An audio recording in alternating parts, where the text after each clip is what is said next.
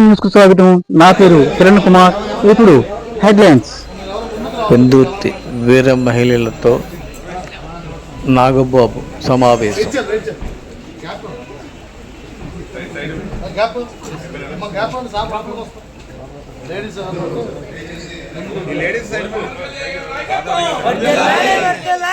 నాగబాబు గారి నాయకత్వం, నాగబాబు గారి నాయకత్వం, నాగబాబు గారి నాయకత్వం, నాగబాబు గారి నాయకత్వం.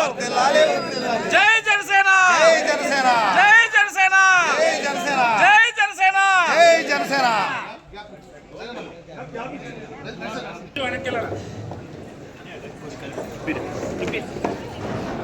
స్వాగతం సుస్వాగతం. శ్రీ కొణిదెల నాగబాబు గారికి స్వాగతం సుస్వాగతం.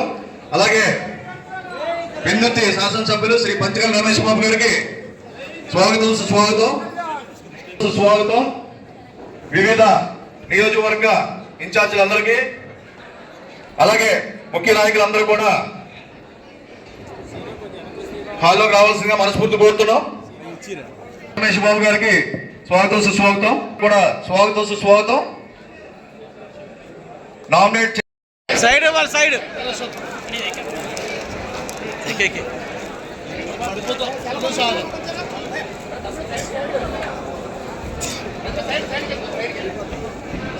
అరే వెనకాతలు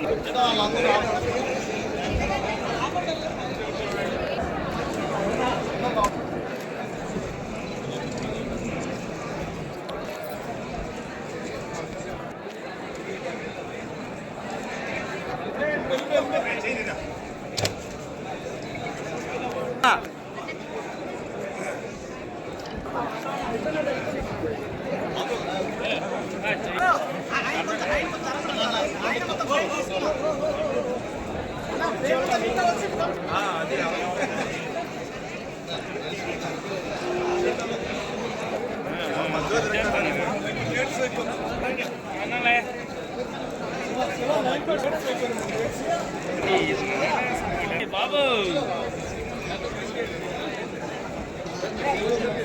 ఓకే ఓకే.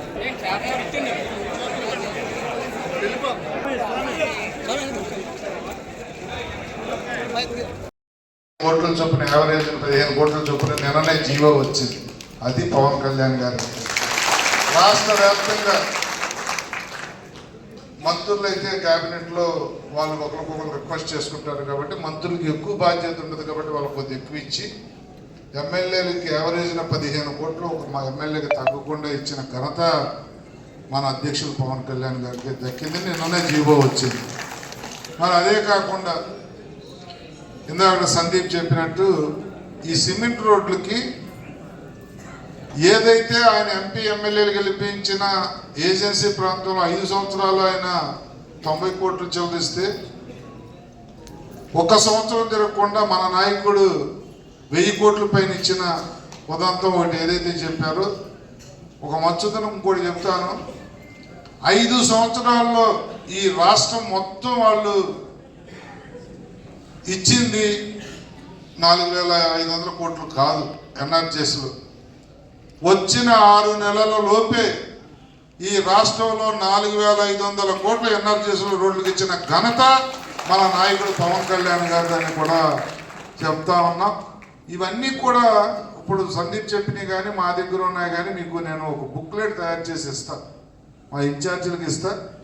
నియోజకవర్గంలో మండల స్థాయి గ్రామ స్థాయి నాయకులతో మీరు మీటింగ్ పెట్టుకుని ఒక సమర్థవంతమైన నాయకుడు, ఒక విజన్ ఉన్న నాయకుడు, ప్రజలకు ఏదైనా చేయాలన్న తపనున్న నాయకుడు పనిచేస్తే ఎలా ఉంటుందో ఉదాహరణతో కూడా చెప్పాల్సిన బాధ్యత ఇక్కడ కూర్చున్న మనందరి మీద, ఇక్కడ కూర్చున్న మీ అందరి మీద ఉందని మరొకసారి గుర్తు చేస్తూ ఈ కొన్ని రోజుల తర్వాత వారు వెళ్తున్న విధానం చూసిన తర్వాత ఈ పార్టీలో పనిచేయటం ఉండటం అది మన అదృష్టంగా మనం ఫీల్ అయ్యే రోజులు వస్తాయని కూడా మనం చేస్తూ రాజుగారు మాట్లాడగలుగుతాం. మీటింగ్ లాగా ఆర్గనైజ్ చేసాం. దాంతోపాటు ఈ సభ్యత్వ నమోదాలు ఈ మెంబర్షిప్ డ్రైవ్ మీద మీకు కొంత అవగాహన కల్పించాల్సిన అవసరం నాకు ఉందనిపించింది. అయితే ఈ తర్వాత కూడా క్రియా వాలంటీర్స్ ఎవరైతే ఉన్నారో మీ అందరికీ మన ప్రెసిడెంట్ గారితో మీ అందరికీ ఒక మీటింగ్ ఏర్పాటు జరుగుతుందని నాకు తెలుసు. ఆయన ఇచ్చే మీకు సూచనలు లేకపోతే సలహాలు ఇచ్చే ముందు ఒకసారి మిమ్మల్ని అందరినీ కొంచెం సన్నద్ధం చేయటం బెటర్ అనిపించి నేను మీ ముందుకు ఇవాళ వచ్చాను. యాక్చువల్గా అది ఈ మంత్కే స్టార్ట్ అయిపోవాలి ఈ మెంబర్షిప్ డ్రైవ్ అనేది. అయితే తెలంగాణ ఎలక్షన్స్ ఒక కారణం.